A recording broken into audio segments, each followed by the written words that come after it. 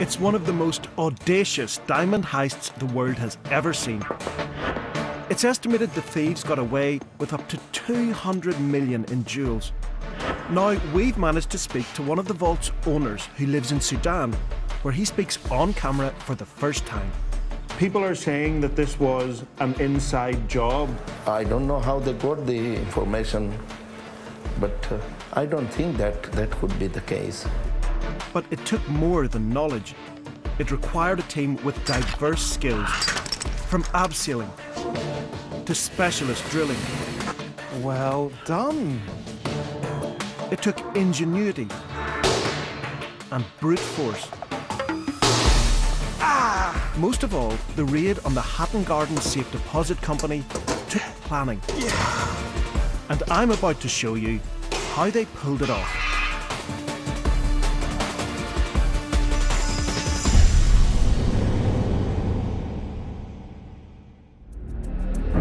The alarm was raised just after 8 o'clock this morning. This weekend's raiders may have escaped with millions more. But detectives say their priority for now has to be gathering the evidence they'll need to track down the thieves. The Hatton Garden diamond heist is the crime everyone is talking about. Journalists are hanging round outside, but the police have the building in lockdown. So everybody's just kind of standing around here, waiting for something to happen. I think I'm just going to knock the door, ask them if I can come in and see what they say. Just from the BBC making a documentary. Do you know, is there any chance we can get in and have a look around? No. No, definitely not. Definitely not, unless you work in the buildings upstairs. All right, okay. All right, thanks anyway. Well, we're not getting in the front door. Let's go and have a look around the back. This is the side entrance where the gang got in. I get talking to a man who works in the building and ask him if I can come in too. He says yes. We're inside. The place where the gang were captured on CCTV is just right here, because you can see that CCTV camera up there. Now that's the one they didn't disable.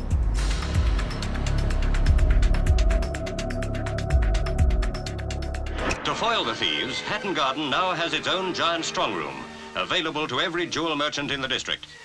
For over 60 years, this underground vault at the Hatton Garden Safe Deposit Company has been offering local diamond dealers and jewellers a safe place to store their gems. Constructed at a cost of more than £20,000, a 2-foot wide bomb and burglar-proof door opens up a labyrinth of safes. Many of the diamond dealers in this area are small businesses and relied on this safe deposit company to store their precious stones. It failed them. Some are not insured and are frightened to speak out. But one dealer has agreed to talk to me anonymously. What is the effect on small businesses who have lost the contents of a box? It's devastating. It's because those who don't have insurance, obviously it's their pension, their livelihood. Do you know people who have been devastated by this? Yes. And what kind of state are they in now? Terrible state. Yeah, it's not just financial ruin, it's more than that. It's what you've done your whole life has been taken away from you. So how did the thieves break into a vault claimed to be impenetrable?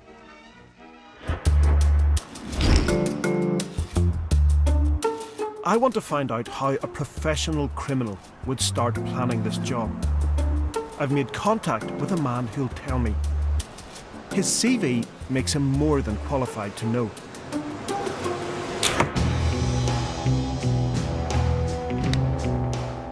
Noel Razor Smith has committed dozens of armed robberies, which, in his own words, was like an all-out war. With 58 criminal convictions, he spent over 30 years in jail. Good, how you doing? Nice to meet you. Here, thanks for meeting me. I think if you're going to put a job like this together properly, then what you will do is the typical Reservoir Dogs turnout, where you will get people who don't know each other, and therefore, if one falls, all can't fall. How do you know that the person you're bringing in isn't going to talk to the police. The criminal sort of underworld, if you like, for want of a better word, works on reputation. And if your reputation has even got a stain on it, nobody will talk to you. Thursday, the 2nd of April at 9:19 p.m. The last person leaves the building for the Easter weekend, but someone is watching. The clock has started ticking on one of the most audacious diamond heists the world has ever seen.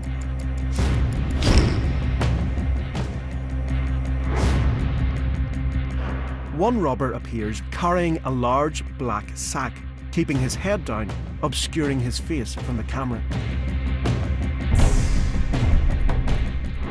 About 10 minutes later, they bring in the tools that'll be used to tackle each obstacle between them and the diamonds in the safe deposit boxes.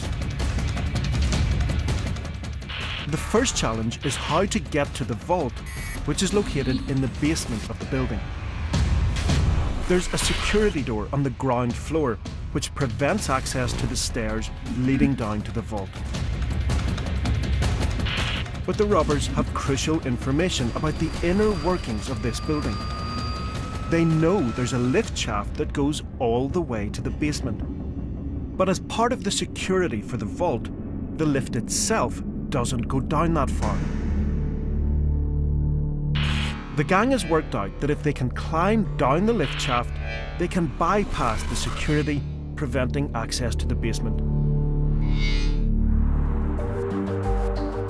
To do that, they first need to disable the lift. I want to find out just how that's done. I only have two phobias, heights and enclosed spaces, so I'm not looking forward to this. Gary? Declan. Hi, nice to meet you. Gary Kennedy is a lift engineer. Disabling a lift, making sure that it doesn't move so you can abseil. Is it hard? Ultimately, this key can gain you access into the lift shaft. Let's have a little look at that. So, this is a key that that you can manipulate where the lift is with this? Yes, and using the key, rotate. We've broken the mechanical and electrical contact. So that's stopped, it's not going anywhere? No. For Gary, it's easy. Meet Tom and Ian. They're going to teach me how to abseil down a lift shaft. Nice to meet you. Nice to meet you. I wouldn't even get on a stepladder to change a light bulb, so I am absolutely bricking it. So you're going to send the lift up here, yeah? Just like the robbers did, Gary moves the lift above us so that we have access to the shaft below. Like that. I've got them rigged so that they're releasable. I'm not sure that you're not going to grip up with fear, and if you do, I can just release you down to the bottom and pull you out of the bottom.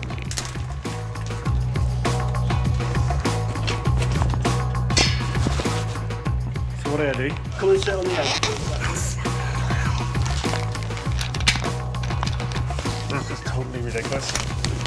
Lift yourself up and then sit down onto your harness. Oh my God.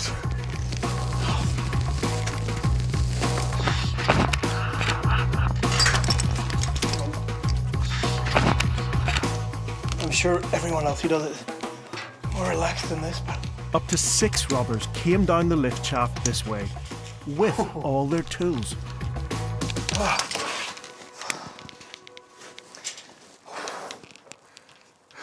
Now, the gang would have had to do exactly what I'm about to do now. Climb up maybe 1.5 meters and get this thing open. Now, see this roller here? That's what locks a lift door from the inside. So you just got to push this up.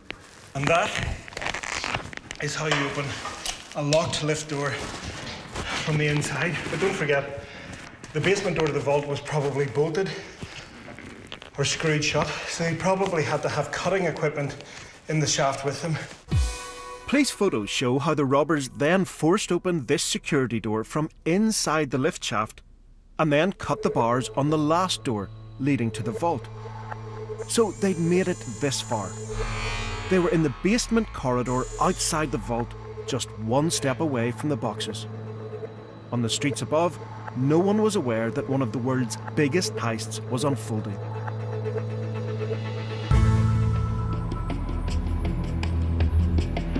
It's 20 past midnight, just 3 hours into the robbery, and something happens that could derail the whole operation. The gang triggers an alarm. The alarm is being monitored and the police are informed. But the police deem that they don't need to respond. Now, alarms are not that much of a deterrent. I mean, we used to do places where the alarms were going and nobody had turned up. You know you've got a certain amount of time to get out. So if the alarm went off, they may even have set off the alarm on purpose just to see what the response was.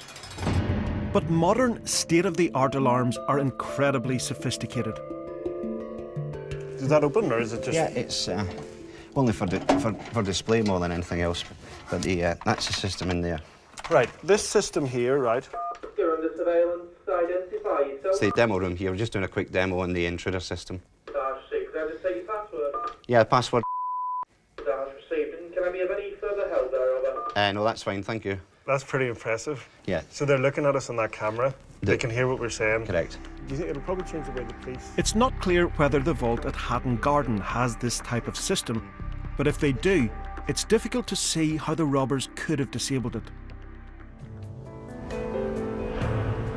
It's nearly 1 o'clock in the morning.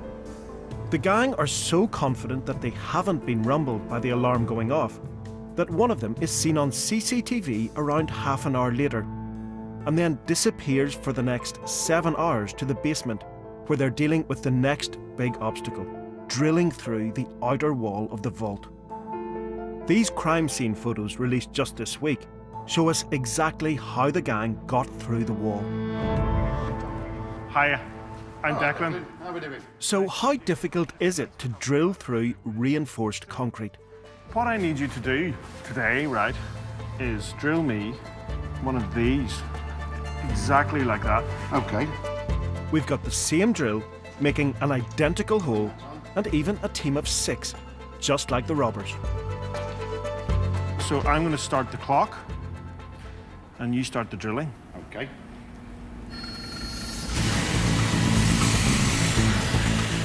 And we're off. The noise is nowhere near as loud as you might expect, and so I reckon if they're in the basement, people up on the street are not going to hear this. It's not surprising that nobody noticed. At first, the drill is whizzing through the concrete, but every time it meets the steel reinforcements inside, it slows down dramatically.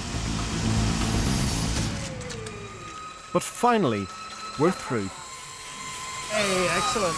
So, 1 hour 13 there. The next 2 holes are much quicker. And we're done. The same sized hole drilled by the robbers. That is 2 hours and 19 minutes. So we've had lots of reporting saying that they would have been drilling for 6 or 8 hours, or even that they had to drill the second night they came back, but no, 2 hours and 20 minutes. So what does that mean for our timeline? I estimate the gang would have been in the vault within just a few hours of getting into the lift shaft. This was like a military operation. Take out your John Jones is a former flying squad detective who has investigated some of Britain's biggest heists. It was a sort of classic heist, highly well planned, loads of cheek, presumably great profits, and it really took me back to the old days when professional criminals used to do these kind of things rather than what they tend to do these days, which is sell large quantities of dangerous drugs. Thanks for meeting me. Dave Courtney is a former South London gangster. So I like Welcome to the castle and all that. He lives in a semi-detached castle in Plumstead, close to where he grew up. Well, so it He's is. agreed to give me his take on the gang who pulled this off.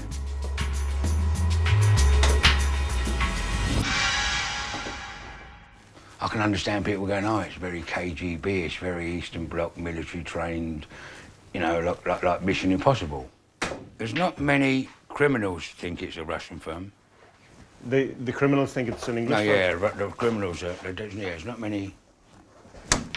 it's incredibly ballsy and audacious to be there. That's what that sort of criminal is about. It is incredibly ballsy and gutsy and risky, and me and you ain't prepared to do that, and there is some people that would. That's the difference between them and you, my friend. And it seems there's another crucial difference between me and the robbers, or at least some of them. What do you think? I don't know. It's going to be tight, isn't it? Okay, there's just no way. Like, there's just absolutely no way I'm going through this. My shoulders are just too broad. Time for somebody a bit slimmer to have a crack. Yeah. You're through. Well done. Well done. Here. That was great. So it's possible. I'm just too big. But you look on the CCTV, and at least 2 or 3 of those guys are, bigger, sturdier guys. Maybe my size or even bigger. So they didn't all go into the vault. So the police should be looking on the CCTV for the ones who are leaner, thinner. They're the ones who were in the vault. Irrelevant. I was found not guilty. Different members of the team would have been recruited to do different jobs. So what happens there? I mean, but knowing the criminal underworld here as you do, there's enough people with that kind of... Of course, yeah. Once there's enough people, no, it's not with that much. It's that. It's if you have enough money, you can buy the skills. You can more or less Google it. So how does that work then? Do you just find someone and you say, I'm going to give you... There's the black web zone. You can go and get mercenaries to go and fight a war for you in another country. It ain't hard. Just on the dark web, basically? Oh, of course. So that's as simple as that. Now, the last thing at this point, standing between you and your loot, are these. These are standard safety deposit boxes. So I don't have a clue how to open one of these, but I have a few tools here. I'm going to give it a crack and see how solid they are. It's starting to... Well, it's just the plastic maybe.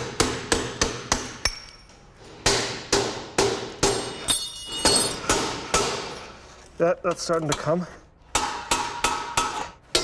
I thought I'd just opened it, but what I've done is taken off the metal casing on the outside. I'm nearly there. I'm going to try and knock the lock back a bit more. Yay! So, roughly 5 minutes, but I'll continue on and see if I get quicker with these ones. The team who went in there were labourers. Labourers? Yeah. What do you mean by that? I mean, they've done the heavy work. They do the donkey work. There's someone above them and puts the team together.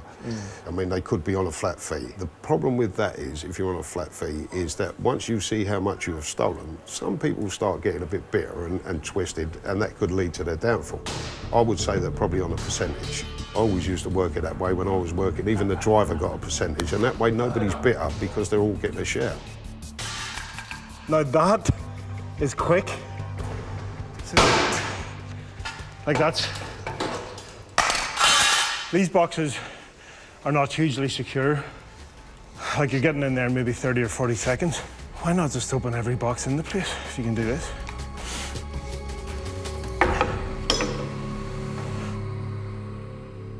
The crime scene pictures seem to show the doors of the boxes still on their hinges, so the robbers probably used drills, which could have been even quicker.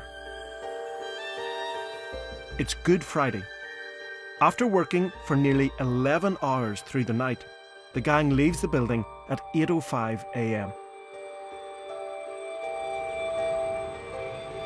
For the next 2 days, the robbery scene lies undiscovered. Incredibly, the gang then returns on Saturday night to plunder more safe deposit boxes. Did it surprise you that they went back the second time? Not at all, no. That's typical of criminals, really. I mean, I've done it myself. If you go past the job the next day and you're watching the news and there's nothing about it on the news, and when you pass by it still looks the same as the way you left it, you're going to take a chance to go back in. It's too tempting. Really? So the old adage about returning to the scene of the crime, that's precisely... It's nonsense. I've done it myself on several occasions. You go back in again? Oh, yeah. If it's still cool, you go back in and see what you can get. At 6:30 a.m. on Easter Sunday, the gang leaves the building for the last time.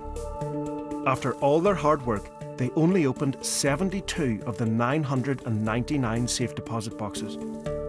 But why not go for more?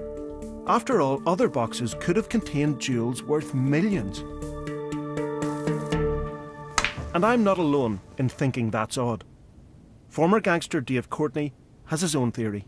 They spend all this time getting into the vault, and then they open like 72 boxes, and there's nearly 1,000 boxes there. They might have known what 72 to get, and you've got to do all that to go and hide what it was. Right. So it could literally be one box. Of course, it could be one box. At some level, you reckon this was an inside job? At some level? Obviously, there is some kind of inside help, however trivial, 100 million%. Someone had to help them somewhere with it, yeah. Without a doubt. And when you consider the value of some of the diamonds stolen, that theory starts to gain credibility. I've just met a Hatton Garden diamond dealer who says he lost over 200 jewels in the heist, totalling nearly £500,000. He doesn't want to be identified, but he's given me some very interesting documents. Now, these are certificates of authenticity for some of the stones which are now out there on the black market, and the values involved are staggering. He lost a pair of diamonds that together were worth £40,000. He lost one 4-carat diamond. That one stone is worth £60,000. But he also told me something else very interesting. Until just a few days before this robbery, he was holding a diamond in that very deposit box, which was worth £300,000. He says he took it out just in time, and he believes that the reason so few boxes were opened is because the diamond thieves had intelligence from the international diamond market about which dealers in Hatton Garden had the most expensive stones, and they went for those boxes. That's just one of many theories floating around Hatton Garden at the moment. But when it comes to talking openly about this crime, this district remains a closed shop. Over the past few weeks, I've been trying time and again to make contact with one of the owners and directors of the vault, a man called Manish Bhavishi.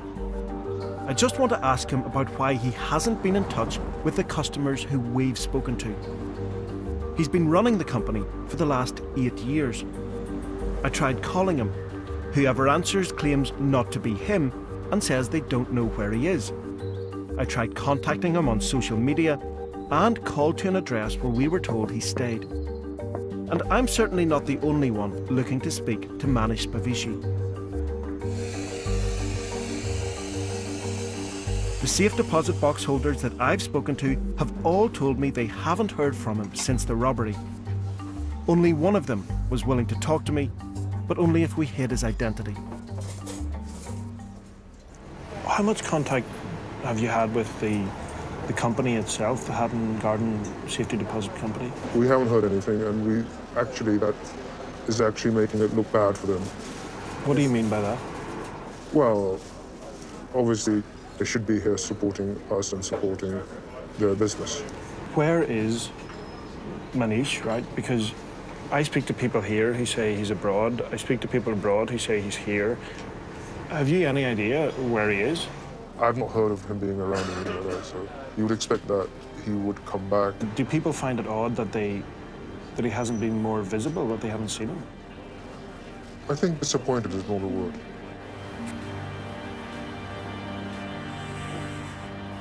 Disappointed is quite an understatement. I mean, a lot of people want to talk to Manish Bhavishi now. We've spoken to the police. They say they've spoken to him. That's all they'll say. But the question is, where is he? I mean, where is he?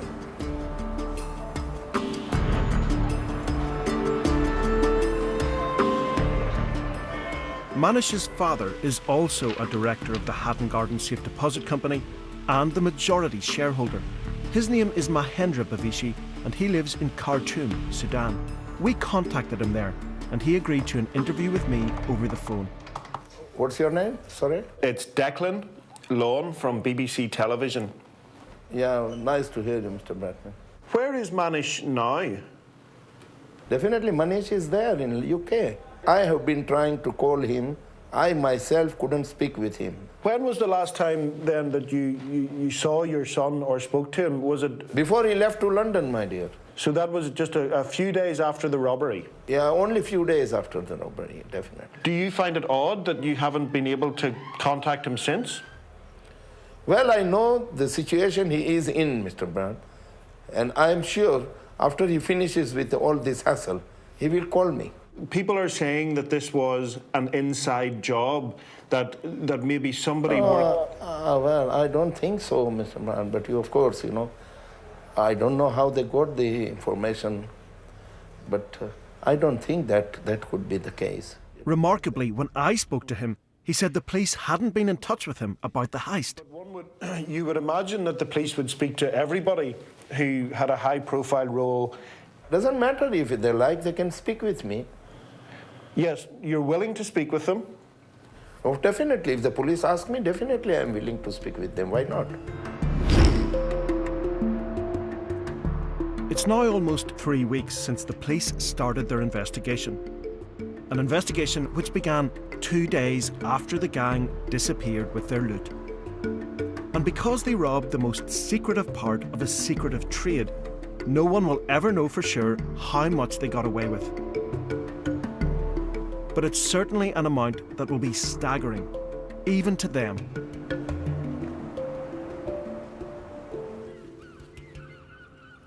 I'm in Southampton, catching up one last time with Razor.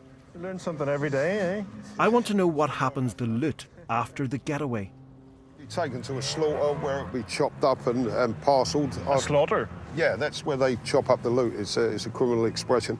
And then the loot will be broken down into small parcels and given to people who probably won't know what's in it, just be paid a fee to go onto ferries. What, with like a bag of jewels? Yeah. Is that not a bit risky? They don't even count people out of the countries, let alone check anybody. But there are other ways of doing it. The criminal mindset that comes up with these ingenious crimes and ways of getting stuff out of the country. They could actually do this. A racehorse, up a racehorse's arse and go like that. You can put that many times. People have done that? Millions of people have done that. So people have stuck jewels up a horse's bum to get it out of the country? Very much so, yeah. Hundreds and hundreds. After everything I've learnt over the last few weeks, I now have a very good understanding of how the gang pulled this heist off. From abseiling, to drilling, to opening safe deposit boxes. But the one question we all still have is, will they get away with it? And you don't think they will get away with it? I think they've got a very, very hard job. You know, the amount of money that is going to be offered to be an informant. So if the reward's big enough, there'll be someone in the underworld who'll say, well... 100%. Yeah. So somebody always talks? Somebody always talks. Other criminals get jealous. They know what somebody's done and they haven't got any, so they'll tell their friend who will tell the police officer. Walking off into the sunset with tens of millions of pounds of other people's money is not an easy thing to do. And I think over the last couple of weeks, I've come to understand in many ways how they did it. Why they did it is easy. Will they get away with it? Well, that's anyone's guess. But if they do, they have got close to the perfect crime.